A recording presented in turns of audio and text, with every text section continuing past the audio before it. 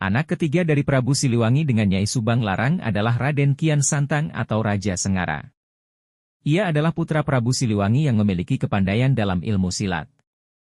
Di Tatar Sunda kemampuan silat Kian Santang sangat dikenal, oleh karena itu Kian Santang terkenal kesaktiannya karena menguasai ilmu kanuragan persilatan. Dalam dunia persilatan di Tatar Sunda, Raden Kian Santang dikenal dengan Gagak Lumayung. Kian Santang memeluk Islam setelah pergi ke Mekah untuk naik haji. Oleh karena itu Kian Santang dikenal juga sebagai Haji Lumajang, karena ia menyebarkan ajaran Islam ke berbagai pelosok yang menjadi wilayah kekuasaan Pajajaran yang dipimpin oleh ayahnya Prabu Siliwangi. Wilayah dakwah Kian Santang di sekitar pedalaman Garut. Di daerah Garut, Kian Santang lebih dikenal sebagai Syekh Sunan Rohmat Suci atau Sunan Godog, atau Gagak Lumayung atau Sunan Bidayah Kudratullah, sampai akhir hayatnya Kian Santang berada di Garut dan dimakamkan di Desa Lebak Agung Kecamatan